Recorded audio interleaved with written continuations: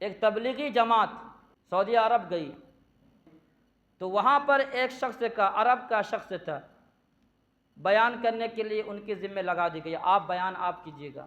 تبلیغی جماعت میں ہوتا ہے ظہر میں آپ کو کرنا ہے، عصر میں آپ کو کرنا ہے۔ وہ دیہات کا رہنے والا عرب شخص، کبھی اس نے بیان نہیں کیا۔ اب وہ پریشان ہے کہ بھائی یہ مجھ سے نہیں ہوگا، لیکن امیر صاحب تھے، انہوں نے کہا کہ ہم نے طے کر دیا ہے آپ کو کرنا ہی ہوگا، اور اگر آپ کو نہیں آیا تو کم سے کم یہ بول دیجیے گا کہ ہم کو بیان کرنا نہیں آتا۔ کہا ٹھیک، کوئی بات نہیں۔ بیان طے ہوا، وہ بیان کرنے کے لیے کھڑے ہوئے تو اس علاقے کے معزز قسم کے لوگ بھی نماز پڑھ کر کے بیٹھ گئے، بھائی دین کی بات ہو رہی، چلو بیٹھ جاتے ہیں، سن لیتے ہیں۔ اور وہ بھی عرب آدمی، اور جو سامنے اور لوگ بیٹھ گئے وہ بھی عرب آدمی، اور اس کے اور بھی دماغ خراب، کیسے بولیں گے، کیا بولیں گے۔ لیکن انہوں نے کھڑا ہوا، انہوں نے کہا مل فرق بیننا و بین الصحابہ، ہمارے اور صحابہ کے درمیان کوئی فرق نہیں۔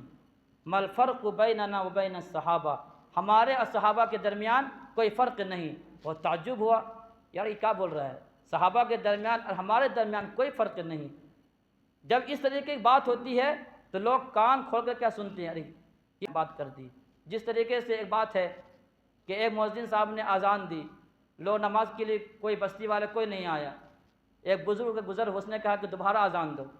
جب دوبارہ اذان دی تو سب پورا محلہ ٹوٹ پڑا کہ آپ نے کہا دوبارہ اذان کیوں دی۔ تو غلط چیزوں پر ہم لوگ جلدی پکڑ کرتے ہیں۔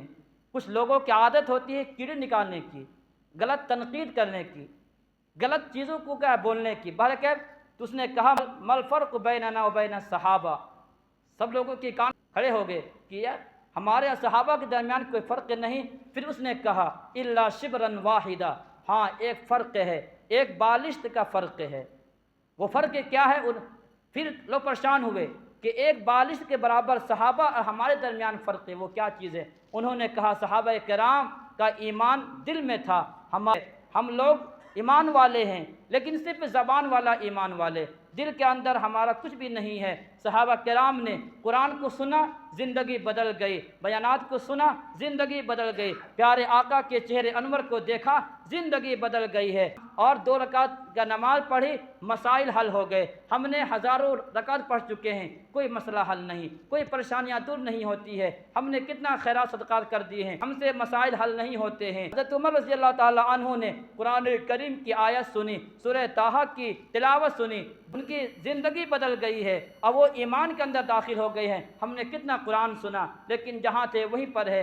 اس لیے ہمارے اور صحابہ کرام کے درمیان اس دیہاتی نے جو کہا وہی بات ہے، زبان سے ہم بولتے ہیں لیکن ہمارا کردار، ہمارا جو ہے عمل اس طریقے کے نہیں ہے کہ ہم جس پر فخر کر سکے۔